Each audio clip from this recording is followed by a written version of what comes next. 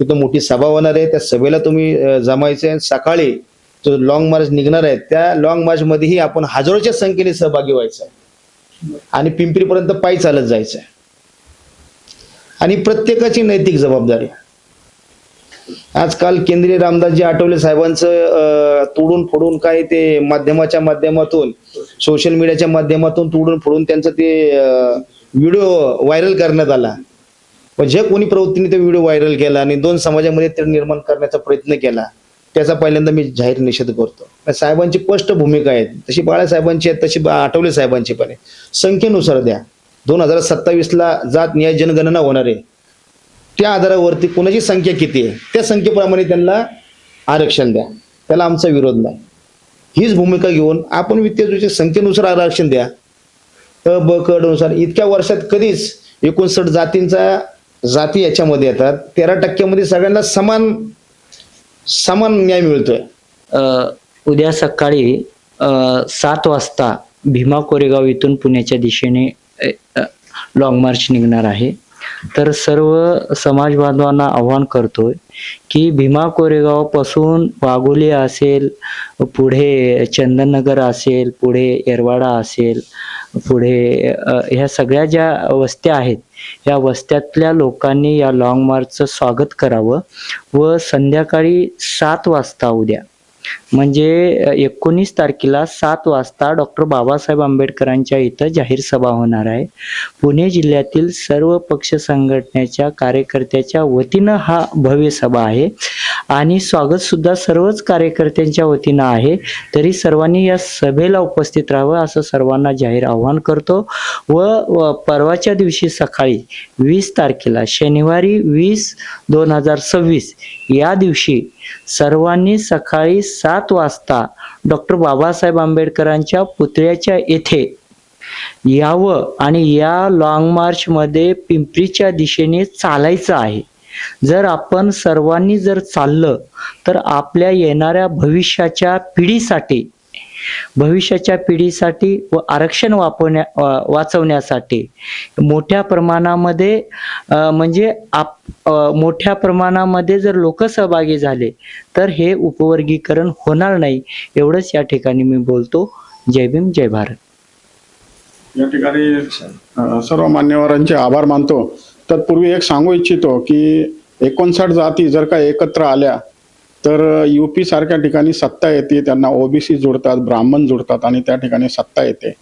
आता या ठिकाणी सुद्धा महाराष्ट्रामध्ये 59 जातींना हे डिवचलेलं आहे आणि या 59 जाती जर का एकत्र आल्या तर महाराष्ट्रामध्ये पण सत्ता परिवर्तन होऊ शकतं असं या ठिकाणी सांगू इच्छितो आणि सर्व मान्यवरांचे आभार मानतो. जय भीम, जय संविधान. गोष्टीच्या त्यांना मदत करणं हे विषय आहेत. शिवाय आपल्या जे काही KG पासून ते PG पर्यंत शिक्षण मोफत करणं हा मोठा महत्वाचा विषय आहे. त्या मूलभूत गरजा भागवण्याचं सोडून ह्या गोष्टीकडे लक्ष केंद्रित करण्याचं सोडून उपवर्गीकरणाचा विषय घेण्याचं काही कारण नव्हतं. पण हे 59 जातीमध्ये आपल्याला कशी तेढ निर्माण करता येईल, हे सगळे जे भावंड आहे एकोपाने राहतात त्यांचा आपल्याला विभाजन कसं करता येईल हा फक्त एकमेव हेतू ह्या उपवर्गीकरणामध्ये आहे आणि हा हेतू आपण साध्य होऊ देणार नाही. म्हणून जे बीडवरून जे बांधव आपले येत आहेत, जे मुलं येत आहेत त्यांना आपण मोठ्या संख्येने please follow, like, share, comment and subscribe the सम्यक क्रांती चॅनल. थँक्यू. जय भीम, जय संविधान. सम्यक क्रांती चॅनलमध्ये आपले स्वागत आहे. आज आपण बघताय की महाराष्ट्रामध्ये सर्वात महत्त्वाचा विषय ज्याच्यावर वाद सुरू आहे, ज्याच्यावर मोर्चे सुरू आहे, ज्याच्यावर आंदोलनं होत आहे तो विषय म्हणजे आरक्षणाचे उपवर्गीकरण. हे जे आरक्षणाचे उपवर्गीकरण आहे ते राज्य सरकार लागू करू इच्छित आहे आणि त्या विरोधात आपण पाहताय की बीड ते मुंबई आझाद मैदान या ठिकाणी एक लॉंग मार्चचं आयोजन केलं गेलेलं आहे आणि हा लॉंग मार्च पुण्यामध्ये येणार आहे. तर त्या संदर्भात पुण्यामध्ये काय नियोजन आहे, पुण्यामध्ये त्याचं कसं स्वागत आहे, कुठे सभा आहे आणि काय नियोजन आहे हे आपण जाणून घेणार आहोत. आपल्यासोबत रंजनाताई आहेत, आपल्यासोबत मान्य निलेश आल्लाड आहेत जे नगरसेवक आहेत, ते आपल्यासोबत आहेत. सतीशजी गायकवाड आपल्यासोबत आहेत. बरेच कार्यकर्ते, बरेच पदाधिकारी जे आरक्षणाच्या या उपवर्गीकरणाला विरोध करतायत ते या ठिकाणी आहेत आणि आपण त्यांच्याकडनं जाणून घेणार आहोत की या आरक्षणाबद्दल त्यांची काय भूमिका आहे आणि काय नियोजन आहे. सर्वांना सविनय जय भीम. मी रंजना कांबळे समाजसेविका. तर आम्ही आपल्या पुणे जिल्ह्याचं जे नियोजन केलेलं आहे, लॉंग मार्च जो बीडवरून येत आहे, तर त्याच्यासाठी आम्ही शिरूरपासून ते लोणावळ्यापर्यंतचं नियोजन सर्व पुणे जिल्हा म्हणून केले आणि आम्ही सर्व समाज बांधवांनी हे नियोजन केलेलं आहे. याच्यामध्ये नेतृत्व अशा पद्धतीचा कुठलाही प्रकार नाही आणि नेतृत्वामुळे आपण खरं तर नेतृत्व आपल्याला पुढे जायला देत नाहीत, म्हणून आता जे तिकडून जे मुलं आहेत, तरुण मुलं, त्यांना प्रोत्साहित करण्यासाठी आपण हे सगळं काही नियोजन करत आहोत. आणि शिरूरचं नियोजन झालेलं आहे, तिथं सगळा त्यांचा सत्कार वगैरे चांगल्या पद्धतीने झालेला आहे. त्याच्यानंतर आज दुपारचं जेवण त्यांचं सणसवाडीला आहे आणि सणसवाडीनंतर भीमा कोरेगावला आज संध्याकाळची सभा आहे. तिथले नियोजन सगळं काही व्यवस्थितपणे त्यांनी केलेलं आहे. त्यानंतर आज उद्याचं नियोजन आमचं पुण्यातलं आहे. पुण्यामध्ये आम्ही विमाननगरला दुपारचं त्यांचं भोजन ठेवलंय आणि संध्याकाळचं ह्याला आंबेडकर पुतळ्याला सभा राहील आणि त्यानंतरचं हे दादा काय नियोजनाचं आहे त्या पद्धतीनं त्यांचं सांगतीलच. तर असं आहे की ही जी बदर कमिटी कोणालाच माहीत नसताना अचानकपणे ती झालेली आहे आणि बदर कमिटी कुठला अहवाल असताना जेव्हा जे अनुसूचित जाती आहे तो जो आयोग आहे त्यांना विश्वासात घेतल्याशिवाय कुठली गोष्ट कुठलाही निर्णय असा उघडपणे अंमलात आणायचा नसतो. आणि सुप्रीम कोर्ट नुसतं म्हटलं की तुम्ही अमुक अमुक गोष्ट उपवर्गीकरण करू शकता म्हणजे करा, ही गोष्ट नव्हती. आणि हा लगेच पडद्या फळायची आज्ञा पाळायचं म्हटल्यासारखं आपल्या महाराष्ट्र सरकारने ही गोष्ट करायची ठरवलेली आहे. असे विषय अनेक पडलेले आहेत. आपले शेतकऱ्यांची जे काही आत्महत्या करणं, ह्या गोष्टीच्या त्यांना मदत करणं हे विषय आहेत. शिवाय आपल्या जे काही KG पासून ते PG पर्यंत शिक्षण मोफत करणं हा मोठा महत्वाचा विषय आहे. त्या मूलभूत गरजा भागवण्याचं सोडून त्या गोष्टीकडे लक्ष केंद्रित करण्याचं सोडून उपवर्गीकरणाचा विषय घेण्याचं काही कारण नव्हतं. पण हे 59 जातीमध्ये आपल्याला कशी तेढ निर्माण करता येईल, हे सगळे जे भावंड आहे एकोपाने राहतात, त्यांचा आपल्याला विभाजन कसं करता येईल हा फक्त एकमेव हेतू ह्या उपवर्गीकरणामध्ये आहे आणि हा हेतू आपण साध्य होऊ देणार नाही. म्हणून जे बीडवरून जे बांधव आपले येत आहेत, जे मुलं येत आहेत, त्यांना आपण मोठ्या संख्येने सपोर्ट करायचा आहे. आपण पुण्यामधून इथून मोठ्या संख्येने जे काही आहेत आपले सगळे समाज बांधव म्हणजे सर्व जाती जमातीचे, त्या सर्वांनी एकत्रितपणे ह्याला विरोध करायचा आणि आझाद मैदानावर जायचंय. माझं भगिनींना विनंती आहे की 1 दिवसाचं काम तुम्ही सोडा आणि आपल्याला 26 तारखेला आझाद मैदानला मोठ्या संख्येने लाखोंच्या संख्येने आपण उपस्थित राहूया आणि आपण हे सरकारला दाखवून देऊया की हे तुम्ही उपवर्गीकरणाचा घाट जो घातलेला आहे आम्ही हा काही साध्य होऊ देणार नाही.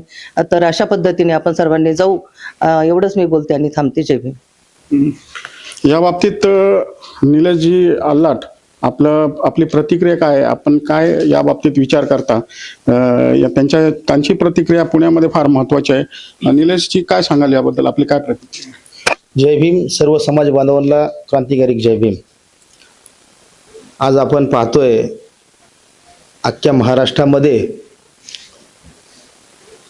अ ब क ड उपवर्गीकरणाच्या विषयामध्ये ज्या पद्धतीने गैरसमज पसरवले जातात,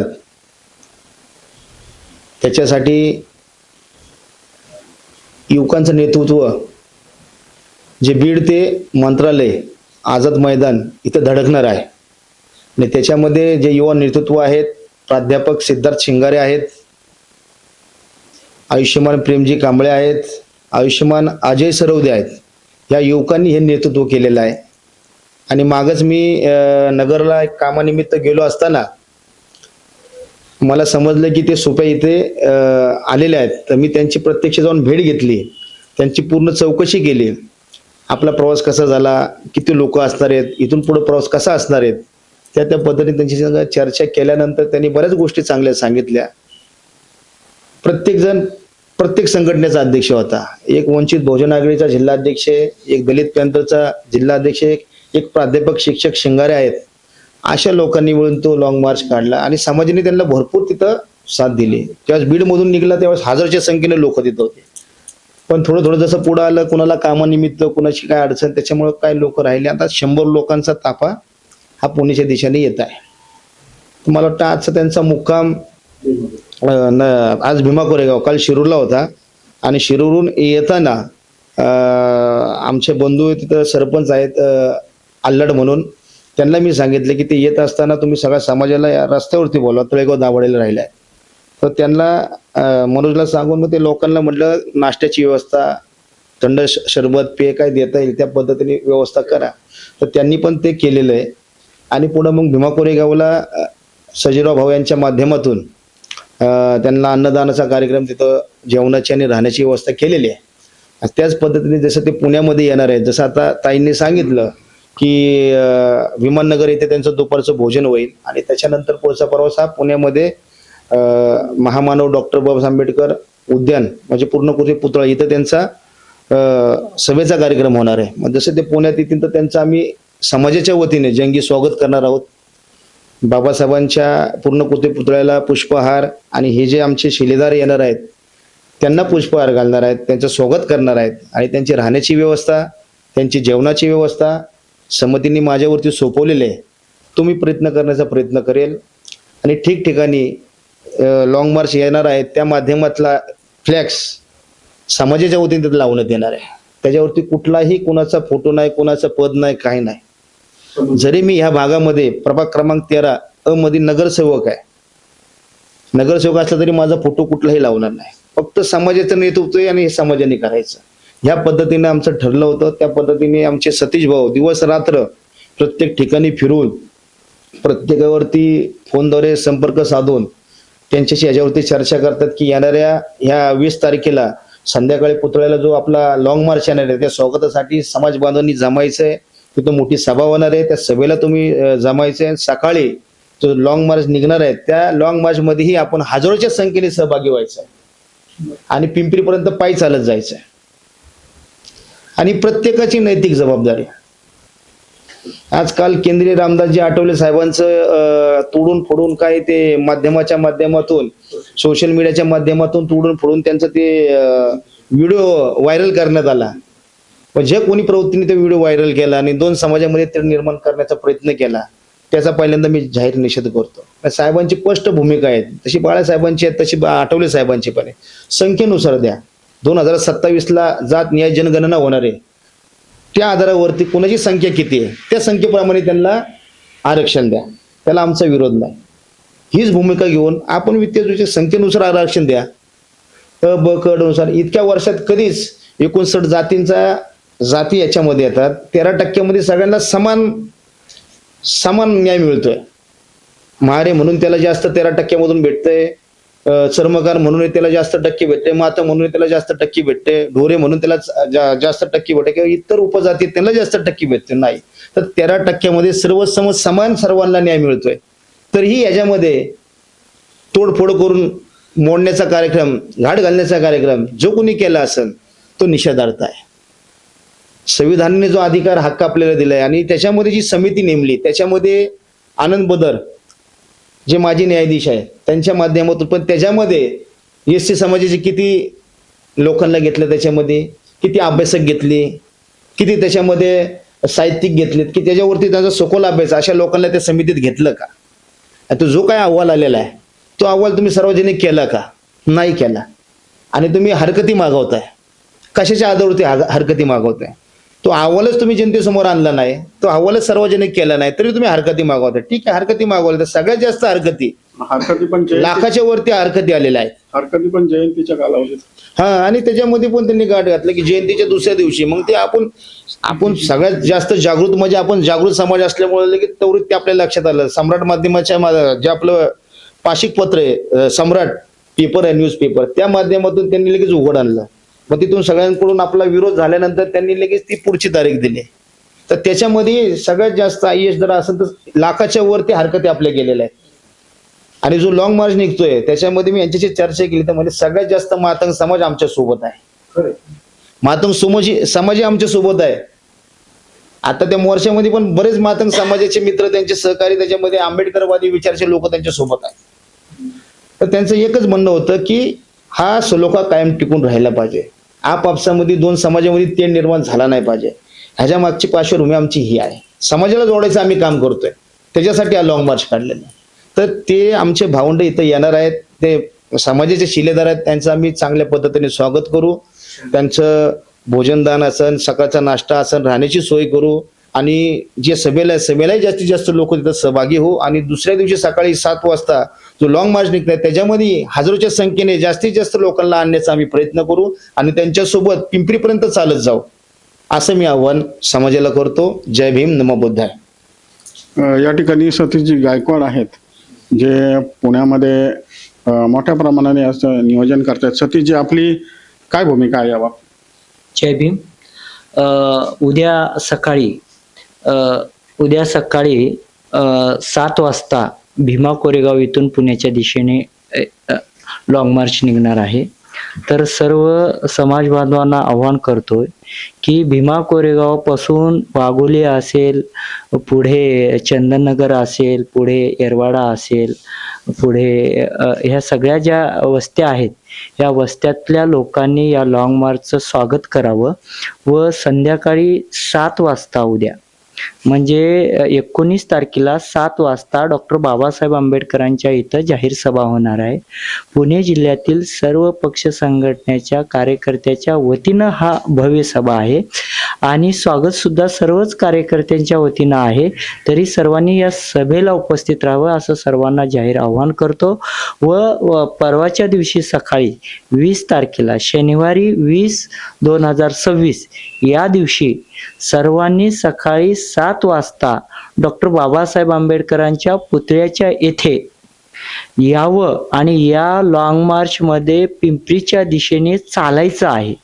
जर आपण सर्वांनी जर चाललं तर आपल्या येणाऱ्या भविष्याच्या